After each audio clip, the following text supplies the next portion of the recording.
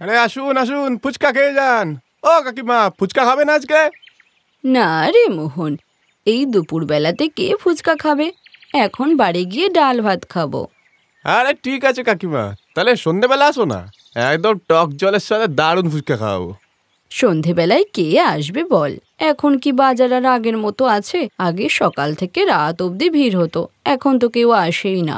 এই বলে কাকিমা চলে গেলে মোহন উদাস মনে বলল, কাকিমা ঠিকই বলেছে, সকাল থেকে একটাও ফুচকা বিক্রি হলো না, এখানে তো লোকই আসে না। বাড়িতে গিয়ে বউকে কি বলবো। দুপুর হয়ে গিয়েছিল, রোদের তাপও ছিল খুব, কিন্তু বাড়ি যাওয়ার সময় মোহন খুবই উদাস ছিল এটা ভেবে যে বাড়ি গিয়ে আবার ঝামেলা অপেক্ষা করছে। সকাল সকাল সরলা কত কথা শোনালো, কি বা করবো, ফুচকার ব্যবসা তো চলছেই না, একদম হাতে যে একটাও টাকা নেই। মোহন বাড়ি চলে গেলে মোহনকে দেখেই তার বউ সরলা বলল, আটা আর চাল এনেছো নাকি? না সরলা, সকাল থেকে একটাও ফুচকা বিক্রি হয়নি, কোথা থেকে আনবো? বাড়িতে চালের একটা দানাও নেই। টাকা নেই যখন বিয়ে করেছো কেন? হ্যাঁ, যখন বিয়ে করেছিলাম তখন ফুচকা ভালো বিক্রি হচ্ছিল, গরুগুলোও ভালো দুধ দিত, কিন্তু বিয়ের পর গরু দুটোও দুধ দেওয়া বন্ধ করে দিল, আর বাজারে লোকজন আসাও। আচ্ছা, বলতে কি চাইছো আমি অপায়া? এই না না, আমি তা কখন বললাম? সব বুঝতে পারছি আমি, এখন আর আমাকে ভালো লাগে না, তাই না? আগে তো সব কথা শুনতে, আর এখন কানেই নাও না। কেন, কি শুনিনি আমি, বলো। কবে থেকে বলছি গরু দুটোকে বিক্রি করো, বেকার বেকার পুষেই যাচ্ছি। রোজ ওদেরকে খাওয়ানোর জন্য ঘাস পাতা জোগাড় করতে হচ্ছে, ওদের পেট ভর্তি আর আমাদের খালি পেটে থাকতে হচ্ছে। এ তুমি কি বলছো সরলা? গরু মায়ের সমান হয়, ওদেরকে বিক্রি করে দেবো? থাকো তুমি তোমার গরুদেরকে নিয়ে, আমি এখনই চলে যাচ্ছি। কি করে যাবে? বাস ভাড়ার টাকা আছে? হায় ভগবান, আমার তো জীবনটাই বেকার হয়ে গেল এই মানুষটাকে বিয়ে করে। আমাকে তুলে নাও ঠাকুর, তুলে নাও। এই বলে চিৎকার করে সরলা চলে যায়। কি করি, কি করি এবার? তোমাদেরকে আমি বেচতেও পারবো না, আর সেই ছোট থেকে আমার সাথে আছো তোমরা দুজন, না খেতে পেয়ে মরতে রাজি, কিন্তু তোমাদের আমি বেচতে পারবো না। গরুদের সঙ্গে একটু সময় কাটিয়ে ফুচকা নিয়ে মোহন আবার বাজারে চলে যায়। আসুন আসুন, ফুচকা খেয়ে যান।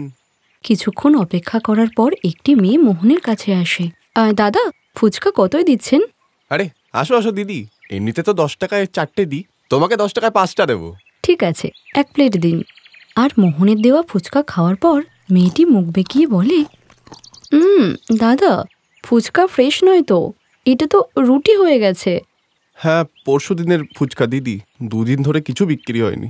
টাকা নিয়ে খারাপ ফুচকা খাওয়াচ্ছ? দরকার নেই এমন ফুচকার, এই নাও 10 টাকা। চলো, অন্তত 10 টাকা তো পেলাম, আজ রাতের খাবারটা হয়ে যাবে। আরে মটনের গন্ধ ভেতর থেকেই তো আসছে। আর মোহন রান্নাঘরে গিয়ে দেখে সরলা মাটন রান্না করছে। এ কি সরলা, কি বানাচ্ছ? এসো গো, এই দেখো আমি মাটন রান্না করছি। গন্ধটা দারুণ আসছে তাই না? তুমি হাত মুখ ধুয়ে এসো, একসঙ্গে খাবো। কিন্তু মোহন কিছু বুঝতে না পেরে জিজ্ঞাসা করলো, আরে সেসব তো ঠিক আছে সরলা, কিন্তু মাটনের পয়সা আসলো কোথা থেকে? কোথা থেকে পেয়েছো তুমি? হ্যাঁ, এটাই ভাবো, এখন 2-3 মাস নিশ্চিন্তে কেটে যাবে, অনেক টাকা হয়েছে। বাহ সরলা, তুমি তো লক্ষ্মী এ বাড়ির। খুব খিদে পেয়েছে, খাবারটা বারো দেখি।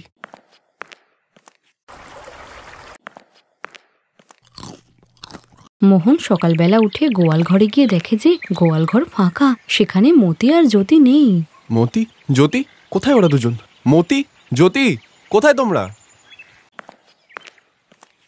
আরে শান্ত হও, সকালবেলা চিল্লিয়ে ঘুমটা ভাঙালে তো। সরলা, আমার মতি আর জ্যোতি কোথায়? বিক্রি করে দিয়েছি আমি। বেচে দিয়েছো মানে? হ্যাঁ, বিক্রি করে দিয়েছি, আবার কি? দুধ দেয় না অমন গরুকে রেখে কি লাভ? এটা তুমি ঠিক করনি সরলা, কাকে বেচেছো বলো আমায়। বিজু ব্যাপারীকে বিক্রি করেছি। পয়সা দাও, এক্ষুনি পয়সা দাও, ওদের দুজনকে আমি ছাড়িয়ে আনবো। টাকা? ভুলে যাও ওই টাকার কথা, ওটা আমার টাকা। এখন গরু ছাড়াতে হলে নিজে রোজগার করে আনো। মোহন তখনই বিজু ব্যাপারীর কাছে গিয়ে দেখল যে বিজু ব্যাপারী একটি নতুন গরুর গাড়ি বানিয়েছে, আর সেই গরুর গাড়িতে বাঁধা আছে মতি ও জ্যোতি। আমার মতি আর জ্যোতিকে ফেরত দিয়ে দিন বীরজুদা। মামাবাড়ি আবদার নাকি রে? হ্যাঁ, 30,000 টাকা দিয়ে কিনেছি, যদি কিনতে হয় 50,000 টাকা দিবি। 50,000? কিন্তু টাকা নেই আমার কাছে। তাহলে বাড়ি ভাগ, আমার পয়সা চাই। ঠিক আছে, আপনি আমার বাড়ির কাগজ রেখে দিন, আমি আস্তে আস্তে টাকা চুকিয়ে দেবো। ঠিক আছে, যা যা যা, কাগজ নিয়ে আয়। 3 মাসের সময় দিলাম, নাহলে বাড়িটাও নিয়ে নেবো। এরপর মোহন তার বাড়ির দলিল দিয়ে মতি আর জ্যোতিকে বাড়ি নিয়ে চলে আসে। যা শুনে সরলা রেগে গিয়ে সব টাকা নিয়ে বাপের বাড়ি চলে যায়। আর মোহনের কাছে শুধু পড়েছিল মতি আর জ্যোতি। হে ভগবান, এবার আমি কি করি? কোথা থেকে পাবো 50,000? কিন্তু ওই যে কথায় বলে না, একটা রাস্তা বন্ধ হয়ে গেলে আর একটা রাস্তা খুলে যায়, শুধু মন দিয়ে সেই রাস্তাটিকে খুঁজতে হয়। আসুন আসুন, ফুচকা খেয়ে যান, আসুন। আর 2 ঘন্টার মধ্যেই মোহনের সমস্ত ফুচকা বিক্রি হয়ে যায়। আরে, এটা আমি আগে কেন ভাবিনি? চলো, সব ভালো যার শেষ ভালো। মোহনের এই আইডিয়াটা কাজে লেগে গেছিল, আর সারা গ্রামে সে গরুর গাড়ির ফুচকাওয়ালা নামে পরিচিত হয়ে যায়। আর গরুর গাড়ি করে সে অনেক দূরে গিয়েও ফুচকা বিক্রি করতে থাকে। আর এভাবেই মাত্র 1.5 মাসের মধ্যেই সে 50,000 টাকা জোগাড় করে তার বাড়ি ছাড়িয়ে নেয়। সে অনেক বড়লোক হয়ে যায়। আর এসব দেখে তার বউ ফিরে এলে মোহন বলে, স্বামীর খারাপ সময় তার পাশে থাকা স্ত্রীর ধর্ম, কিন্তু তুমি সেটা করোনি। আমি আর তোমার সঙ্গে থাকতে পারবো না। আর এরপর মোহন মতি আর জ্যোতির সঙ্গেই হাসি খুশি হয়ে থাকতে লাগলো।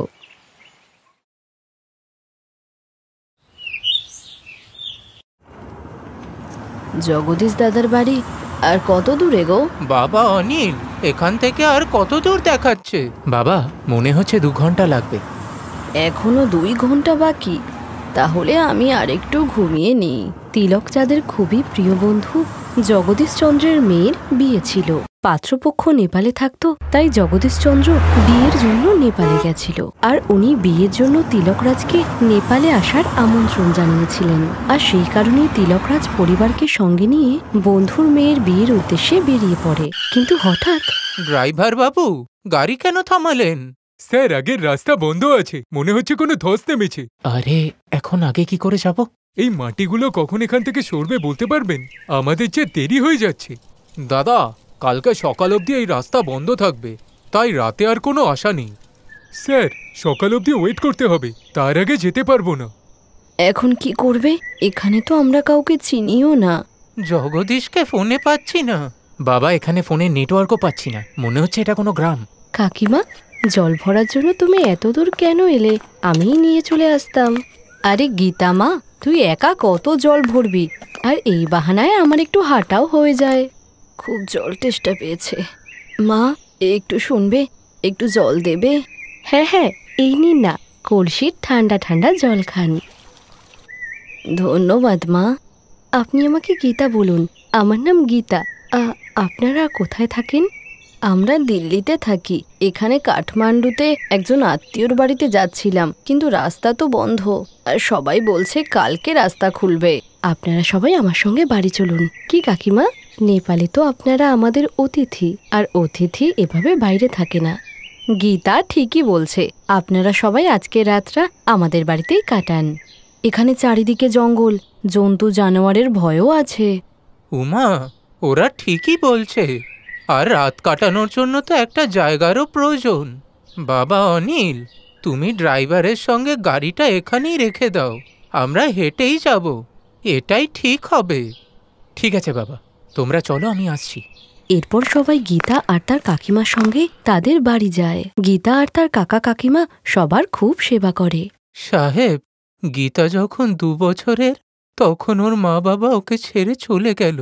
তখন থেকে আমরা গীতাকে নিজের মেয়ের মতো করেই বড় করেছি, আর ও আমাদের নিজের মা বাবার মতোই মনে করে। আমি আমার 3 মেয়েকেই খুব ভালোবাসি। এখন গীতার বিয়েটা হয়ে গেলে আমি আমার আর 2 মেয়েরও বিয়ে দিতে পারি। কোনো ছেলে কি পছন্দ হয়েছে? না না দিদি, ওই খুঁজছি আর কি। আমরা তো গরিব মানুষ, অত পণ দিতে পারবো না। তবে আমাদের সামর্থ্য মতো আমাদের মেয়েকে সব দেব। এখন ভালো একটা ছেলে পেলেই আমাদের চিন্তা দূর হয়। এরপর অনিলও গাড়ি রেখে ঘরে চলে আসে। গীতা মা, আর একটা থালায় ডাল ভাত নিয়ে আয় তো। এক্ষুনি আনছি কাকিমা। এরপর গীতা অনিলের জন্য খাবার নিয়ে আসে। গীতা দেখতে ভীষণ সুন্দরী ছিল। এরপর অনিল আর গীতা একে অপরকে দেখতে থাকলো, আর বাকি সবাই কথা বলতে থাকে। আর এত আদর যত্ন দেখে উমা বুঝতেই পারছিল না যে সে একটা অন্য দেশে এসেছে। গীতা আর তার কাকা কাকিমা মিলে সকলের খুব সেবা করে। পরের দিন সকালবেলা সেখান থেকে যাওয়ার সময় উমা গীতার কাকা কাকিমাকে বলে, দিদি, গীতাকে আমাদের খুব পছন্দ হয়েছে। আমরা অনিলের সঙ্গে কথা বলেছি, ফেরার পথে আমরা আবার আসবো এখানে, আর বিয়ের জন্য আমাদের নেপালি বৌমাকে আশীর্বাদ করে যাব। সত্যি? আপনি কথা বলে মা মরা মেয়েকে খুব আনন্দ দিলেন।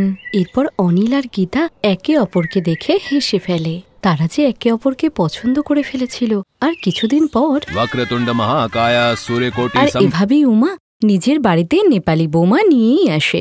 আপনার নেপালি বৌমা তো খুব সুন্দর দিদি। তুমি একবার ওর হাতের ডাল ভাত আর রুটি খেয়ে দেখো, আঙুল চাটতে থাকবে। এখন আমার নেপালি বৌমা রান্না করছে, তাই তোমরা নেপালের ভালো ভালো খাবার খাও। গীতা বৌমা, যাও সবাইকে খাবার দাও। হ্যাঁ মা, এক্ষুনি দিচ্ছি। এই বলে গীতা সকলকে নেপালি খাবার খেতে দেয়, যা খেয়ে সকলের তো ভীষণ ভালো লাগে। আরে বা বৌমা, তোমার মাথায় তো সত্যি মা অন্নপূর্ণার আশীর্বাদ আছে। দারুণ খাবার বানিয়েছো। এই নাও, এটা আমাদের তরফ থেকে তোমার উপহার। আমরা এর আগে কোনোদিন নেপালি খাবার খাইনি। আজকে তোমার হাতে নেপালি খাবার খেয়ে সত্যি দারুণ মজা হলো। সবার মুখে গীতা নিজের প্রশংসা শুনে খুব খুশি হয়। আর এদিকে উমাও ভীষণ খুশি ছিল, কারণ একজন সুন্দরী আর সংস্কারী বৌমা তার বাড়ি আলোকিত করে তুলেছিল।